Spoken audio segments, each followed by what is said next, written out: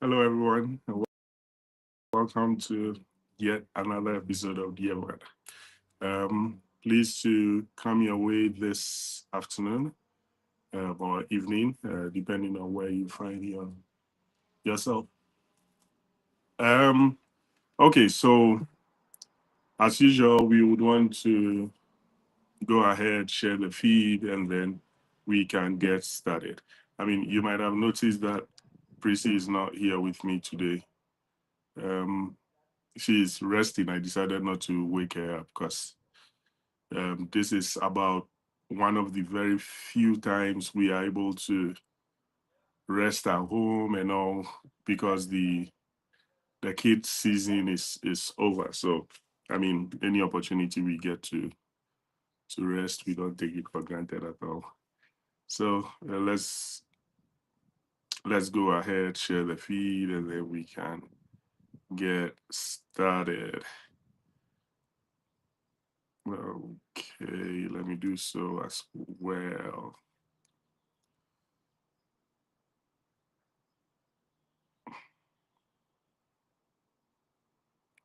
And let's see. It's a nice day out here. Okay, yeah. Um, and as usual, let me know when um you join the feed. Shoot a hello, a hi, and I'll be more than happy to get you into the conversation. Okay. So as soon as you join us, let me know, and then I can bring you into the conversation. So again, we looking at discussions to have before you get into the institution of marriage. For some reason, when people are in the courting phase and all, there are other things that rather tend to be their concern. I mean, um, looking at again, let me set the record straight. Going out with someone or looking to marry someone who appeals to you physically is not wrong at all. Again, you will not want to be scared of the one you've gotten married to, like physically. And so it's not wrong to um, be attracted to the person physically, as it were. But all I'm pointing to is that um, those are the very things that don't matter at all when you get married. I mean, no, let me rephrase. Those are the things that become of less significance when you get married, right? And so, although the physical attributes and whatever vital stats and all are very important, there are things that are more important, right? And so those are the things that you should be looking out for. Let me share a trivial um, story with you. Could you believe? And again, when you join the feed, shoot a hello, shoot a hi, and then we can get you into the conversation. Could you believe that something as trivial as the way someone chews could be the source of problems in marriage? Something as trivial as the sound someone makes when they are chewing.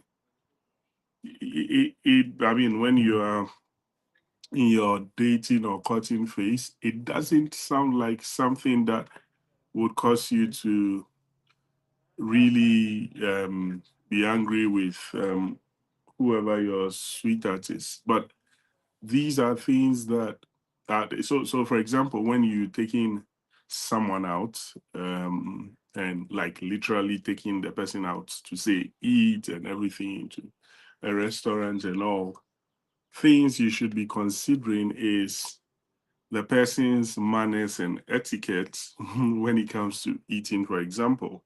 say you feel you are a prim and proper person, and you would be attending high stake events and so on and so forth. That is going to be the person you will be going with to those events, right? And so as you go out to eat, it is not just for the fun of it, but you're looking at, okay, how is the person's stable manners and so on and so forth. Again, there are more important things than all the things we tend to look out for when we get married. So yes, if you think the person chews loudly, then and it there are people who um don't get irritated by some things, right? So like you have a spouse who chews so loudly, there are people who would overlook it, and that is fine. I mean, we are all different people, but if you think that it is something you can stand, then it is something worth calling out to discuss. I mean, if it is something changeable, yes, that's fine. It's If you think it's something the person can work on, that's fine. You can look at working on that. But all I'm saying is that there are little stuff that tend to um, create all sorts of issues here and there, and so these are things you should be looking out for. I was chatting with someone this week. So I think we had a discussion maybe 2 weeks ago or so. Because oh, come on, yeah.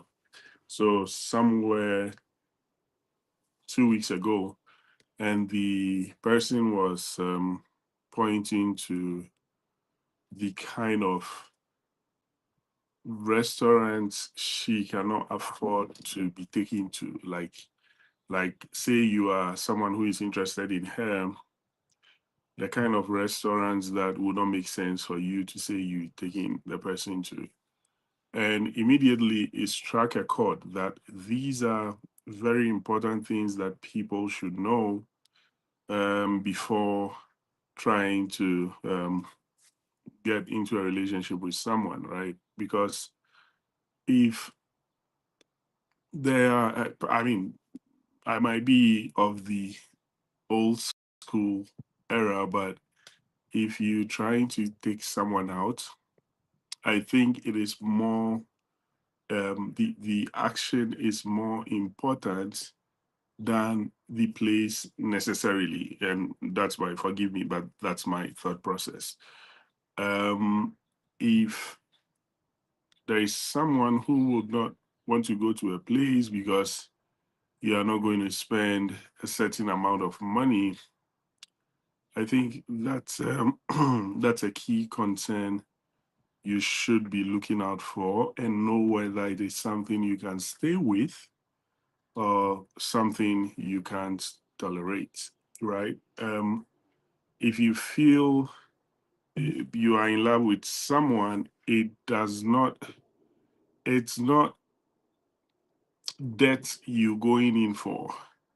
You're not going into, and again, get me right. I'm not saying that if you have the means to take someone to um, an expensive place, it's not right. That's not what I'm saying.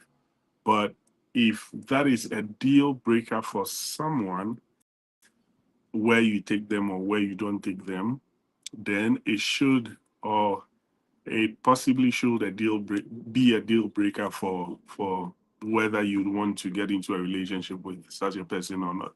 Hey, Danny, good to have you. Hello. So again, these are things that we should, again, they don't look like the glamorous things, right? Because you're trying to go out with someone, and it's more like for the person to even say yes to go out with you is so important for you. And so you're not even thinking, I mean, you could go clear all your savings to make the outing happen, right? But what I'm saying is that aside all that, aside all the emotions and everything, put all aside and think twice. If you want to do life with someone, if you want to be in a relationship with someone, the goal, I think, should be how you guys can come together, put forces together to do life together, right? I don't think it is a pathway for one person to milk the other person. Again, this is all, I mean, we always say this, that when we come and sit here to share things about relationships, marriage, blah, blah, blah, it is only our perspective. So you might think differently, and that is fine. If you think that people getting into a relationship is an opportunity for one person to get rich at the expense of the other, it's fine. I mean, that's your thought, and it's valid. Although it might not be right, it's valid. It's your opinion, right? So if someone thinks that, okay, I am of a certain class, and because of that, I cannot bring myself to go to such and such restaurants on, like, on a basic date. I mean, you just feel like, okay, let's go and eat, blah blah blah. Then what might be happening is that the two of you, and okay, if you feel fine with what the person is saying and you really agree with what the person is saying, then go ahead. It means that you guys belong to the same class, whatever that may mean, right? If the person says that and immediately it triggers something and you feel like, oh, how does where we go really matter? And again, I'm not saying that take the person to, as my Nigerian brothers and sisters would say, mama put, or some gobe joint by the roadside. But that's not what I'm saying, right? But if um you're taking the person, or the plan is to take the person to quite a decent place, but the person thinks that no, it has to be the high tree in the community or in the whole city, and so on and so forth, and you don't feel comfortable with that, that is a very important flag out there, and you should really reassess if this is something you can be with, because then again, it is, you are not getting into a contract or a relationship so you would be disadvantaged, right? The purpose, that's why scripture says that for two is better than one, for they have a good reward for their labor, right? You getting into a relationship so that together with that person you can have the opportunity to build a good life, right? So um it might sound trivial, but it's a very important red flag. Then again, if you always have a situation where your whatever relationship it is seems one-sided, um you should, it is worth looking at. Again, now, in terms of being one-sided, let me iron it out so we are all on the same page. From the onset, when you're trying to reach out to someone and so on and so forth, that might be one-sided. That's not what I'm talking about. So you've seen someone you're interested in, you're trying to reach out to the person, you can have a one-sided affair, because yeah, more often than not, at that point the lady is thinking, I mean, sometimes they are already interested before you approach, but um more often than not, they're trying to assess, okay, is this someone I really want to be with, blah blah blah. So at that point it might look one-sided, but the moment you guys um decide to get into a relationship and and the game starts, as it were, then it should be a two-way affair, right? So it should be the lady being as interested in the relationship as the guy is also interested. It shouldn't be like, if you don't call, the person doesn't call. If you don't text, the person doesn't text.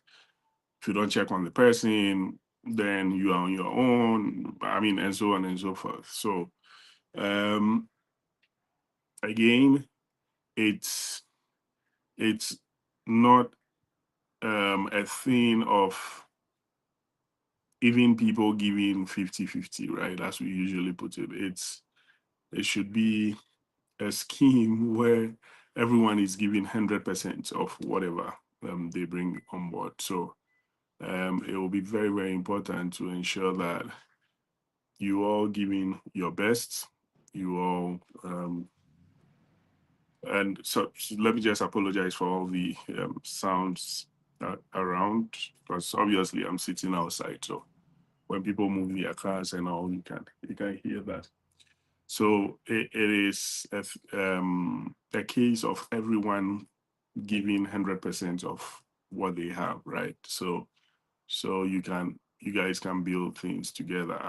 And that's my worldview when it comes to relationships. I'm not for all these people going into relationships because they think that is an IMF program to reduce their liabilities, or like a debt recovery program or whatever it is, right? When I hear relationships, I hear people coming together to have a better life than they would have had if they were alone. So for me, these are things that really matter to me. To be sure that the other party is fully in, the other party is as engaged in the whole relationship as the first party is. So um in summary, relationships um uh, are not for intimacy and or courtship. Let me put it this way: the stage of courtship is not for you to go have sex and go be intimate with someone. There are a lot of things that would come up as you get into your marriage or as you proceed further, which needs, some of them you will not even know to be able to ask about them, right? But they are very easy ones, low hanging fruits that you can question, you can talk about whilst you're trying to get to know each other, right? I mean, there are some of the things, to be fair, even the person that would exhibit those traits would not know that he or she had those tendencies. I mean, at the earlier stage, because there are some things that would happen, you would not know how you react till they actually happen. So that said, there are things that you can easily pick out when you speak to a lot of people who have had issues here and there in their relationship. There is one common trend.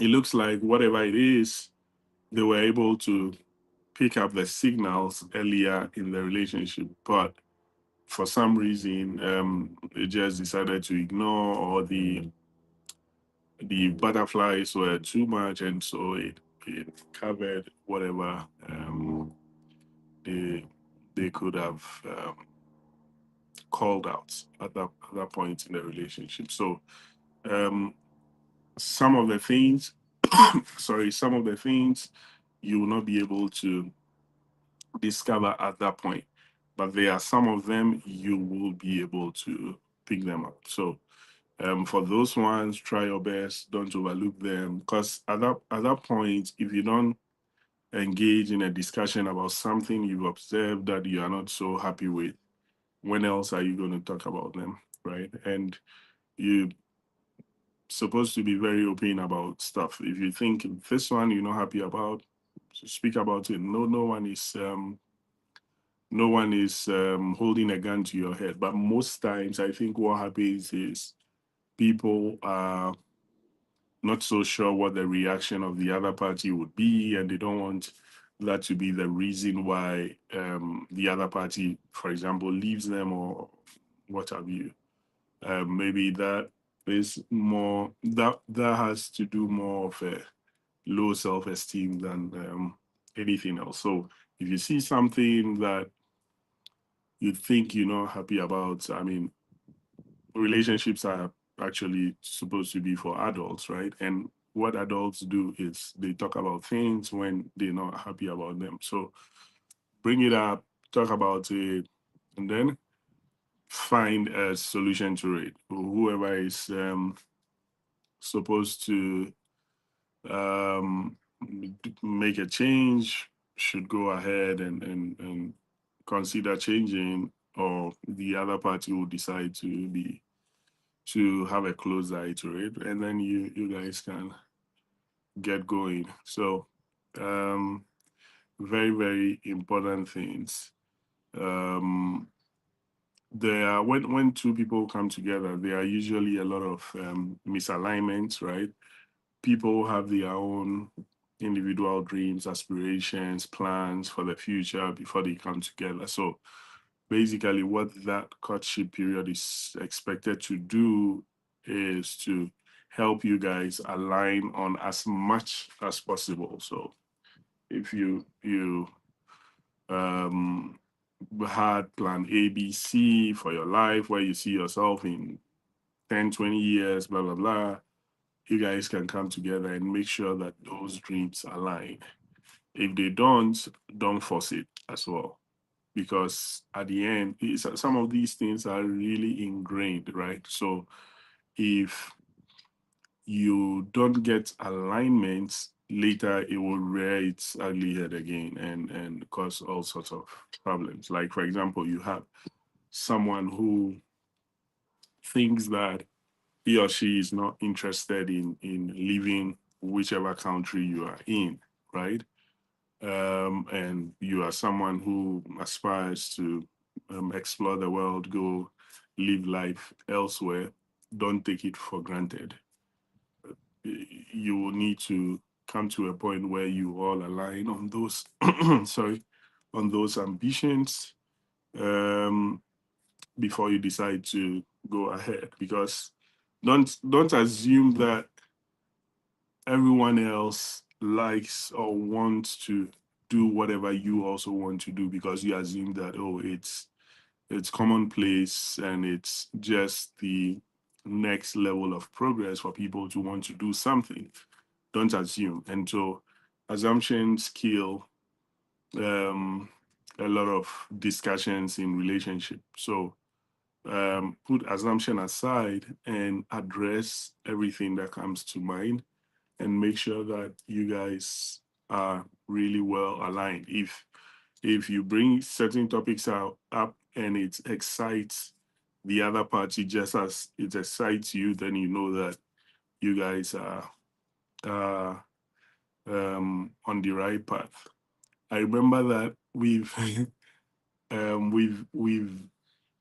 really, really been on a certain course for some years now in our lives. So, and I'm talking about myself and Prissy. So I remember back in the university, there was this school we all applied to in the UK. So, and we all got admission, and we were so excited about going to the same school in the UK. That's after our first degree. And the guys ended up giving us part scholarship. And of course, we couldn't afford the rest of the amount. So we ended up not going, right? So, and years down the line, we found ourselves going to again into the same school to go do our um, advanced degrees and so on and so forth. So yes, there are things that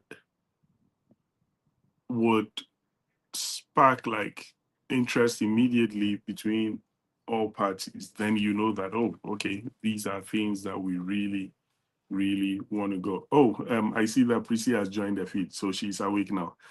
Hello, Prissy.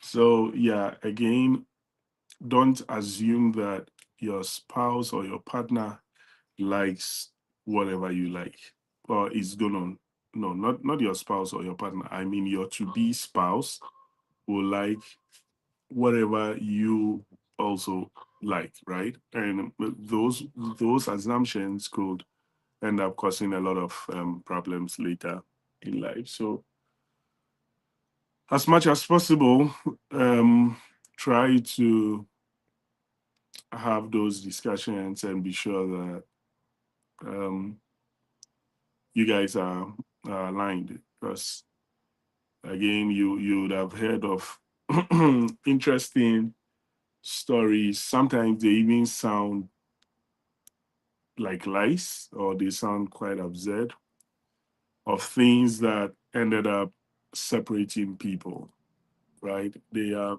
like scripture will put it, the little foxes that spoil the vine. So it is not sorry, it will usually not be like a Ukraine Russia type of deliberation that would break up marriages, but it will just be small things that people do not agree on, small principles that were overlooked, right? So always try to bring up such things. And if you are, the word that comes to me is privileged, but it will sound quite weird. But if you happen to come from a family where you've seen a lot of in marriages and all, I think you have the